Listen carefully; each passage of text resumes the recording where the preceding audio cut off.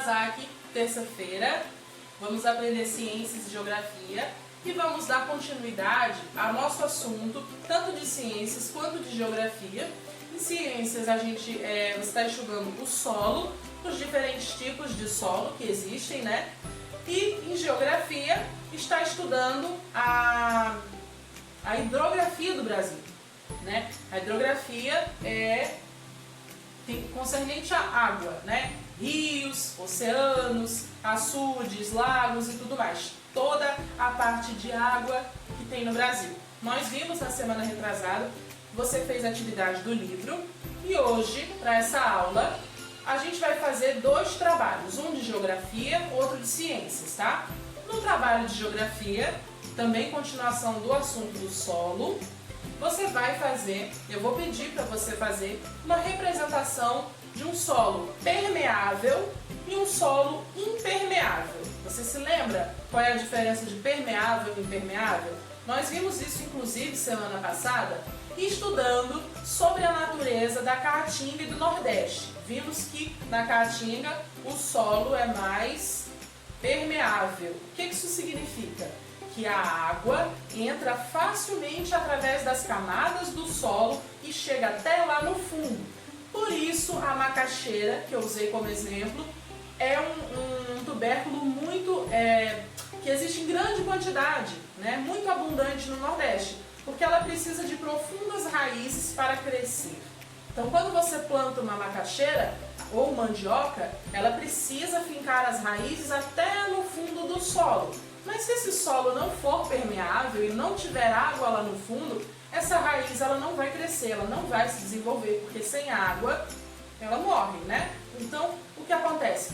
Como o solo do Nordeste é basicamente permeável, a água consegue adentrar nas diferentes camadas e se alojar lá embaixo. Logo, a raiz da mandioca, chegando lá embaixo, consegue encontrar água, por isso consegue crescer e continuar o seu processo. Então, o que acontece? Nós temos exemplos de solo permeável e solo impermeável no Brasil, tá? No Nordeste, a predominância é de solo permeável. E aí, se o solo permeável é aquele solo que a água consegue entrar com facilidade através das camadas e ir parar lá no fundo, um solo impermeável é o contrário. É aquele solo que ele é seco, ele é duro e a água não consegue descer muito longe. A água não consegue atravessar as camadas desse solo. Então, eu vou pedir o quê? Para você pesquisar na internet mesmo, você pode fazer isso e ver quais são os tipos de solo impermeável e tipo de solo permeável. E aí, o que você vai fazer? Com a ajuda de massinha, areia, terra, se você tiver como conseguir isso, você disse que está num sítio, não sei se você ainda continua, né? Mas se você tiver, eu acho que é até mais fácil de você fazer o trabalho.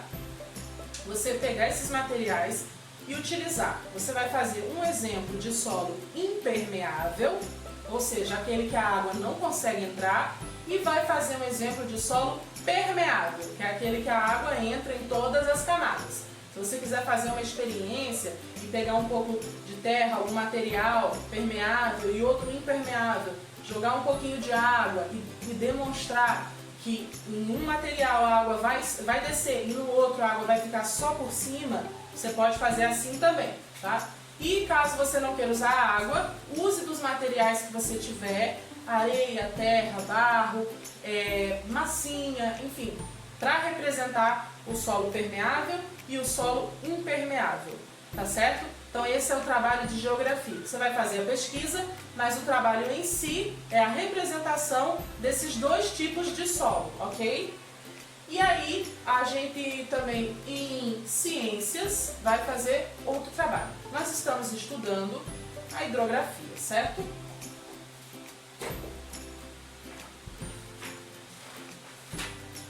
Então eu vou passar um trabalho bem legal, deixa eu ver aqui no meu livro, tá? Deixa eu botar na página que ele saiu, tá? A hidrografia do Brasil. Pronto. A gente tem ali as partes que compõem o rio. Então, o que eu vou querer que você faça? Numa cartolina, que você desenhe um rio desde do lugar onde ele inicia até o lugar onde ele termina. Então, um rio, ele nasce no lugar chamado nascente. Então ali da onde brota o rio, da onde ele se origina, a gente chama de nascente. E aí o rio ele vai ter o seu caminho, o seu curso. Tem também o leito do rio, tem afluente, margens e foz, que é onde ele deságua. Então eu vou pedir para você fazer numa cartolina o desenho de um rio com a nascente, o leito, né, que é onde ele segue o seu caminho, afluente, que é onde o rio se divide e se encontra com outros rios, as margens, que são as partes de terra que se encontram com esse rio, que ficam ali bem na beira da água, e a foz, que é onde o rio deságua, seja no oceano ou numa cachoeira, aonde esse rio termina. Então, você faz o desenho, como tem aqui no livro, ó, como tem no seu livro o desenho completo de onde nasce o rio até onde ele deságua. Você vai fazer isso na cartolina. E aí você vai escrever nascente, lá onde ele começa, leito do rio, onde ele segue o seu curso. Vai escrever os nomezinhos de todas as partes que esse rio tem até chegar na foz, que é onde ele deságua. Você pode desenhar uma cachoeira ou você pode desenhar o rio desaguando no mar, no oceano, tá bom? Faça esse desenho na cartolina. E aí esse é o trabalho de ciências, representando um rio com todas as suas partes, e o trabalho de geografia sobre o solo, certo? Então é isso, para hoje esses dois trabalhinhos que eu vou te pedir, ainda dando continuidade ao mesmo assunto da semana retrasada, certo? Então é isso, e a gente se encontra de novo amanhã. Beijo, tchau, tchau!